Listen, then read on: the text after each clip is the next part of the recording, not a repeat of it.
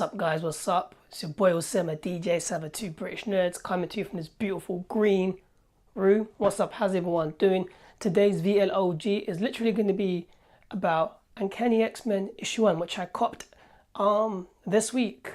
And here we go, people. Uncanny X-Men issue 1, which came out just 2 days ago on a Wednesday, of course, being new comic book day.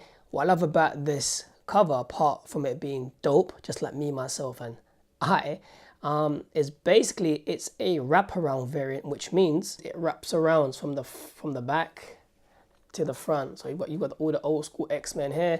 You've got the man himself, Charles Xavier. But this cover is super dope. Like, I really love it. So this is my quick skim through of Uncanny X-Men issue 1. I don't want to go into it too much because I don't want to spoil it for everyone out there because it only came out 2 days ago. First of all, I love Uncanny X-Men. I think it's a cool, dope comic book. I'm speaking about the previous ones that I used to read years ago. What I loved about the old school X-Men was the storyline, the tone, the energy, and of course, just the culture and the era that it was basically drawn and written in. This one here doesn't have any resemblance to that Uncanny X-Men run, but I understand it's a new crowd, a new audience, 2018, it's a new era, so they have to adjust it accordingly, can't pronounce that word either, to what's happening right now. But overall it was fun, it was cool. I didn't think I was going to enjoy it or even like it when I first started reading it.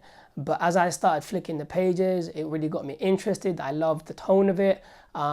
It got me engrossed into the characters even more. New characters that I haven't heard of yet because I haven't read X-Men comics in a very, very long time. It ends with a big bang, and it's really got me hooked to cop issue 2 once it drops soon. But a quick synopsis basically is we have Kitty Pryde with her trainee X-Men trying to train them, and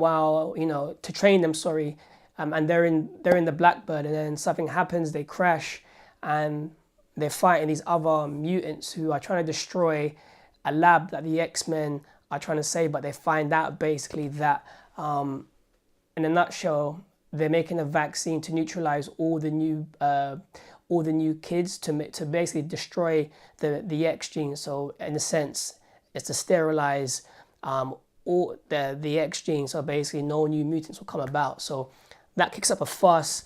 We have also appearances from Multiple Man, who's a very irritating, cool character. Storm and Beast find themselves in a very, very weird scenario regarding a very, very strange event that's kicking off. So that's pretty interesting. It was nice to see Jean Grey, nice to see X-23, and of course my favorite character, one of my favorite X-Men being Psylocke, and of course Bishop. Like, I haven't seen Bishop like in such a long time, so it was nice to see Bishop in this book as well. But overall, it had twists, turns.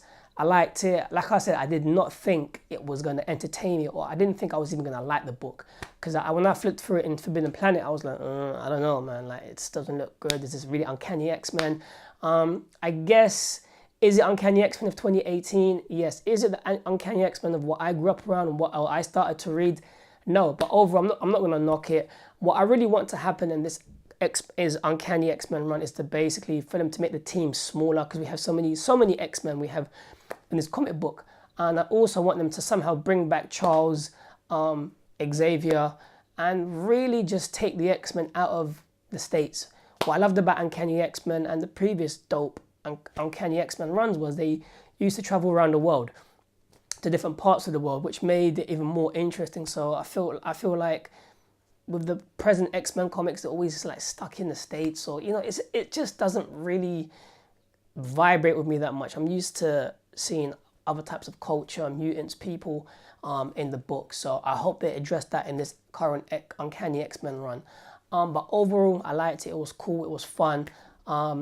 Ends with a bang. Really, really hooked on, and looking forward to, of course, copying X-Men, Uncanny X-Men issue 2. So I guess question of the day: would you guys think of this cover. Do you like it? Don't you like it? And of course, the most obvious question is, have you picked up Uncanny X-Men issue 1?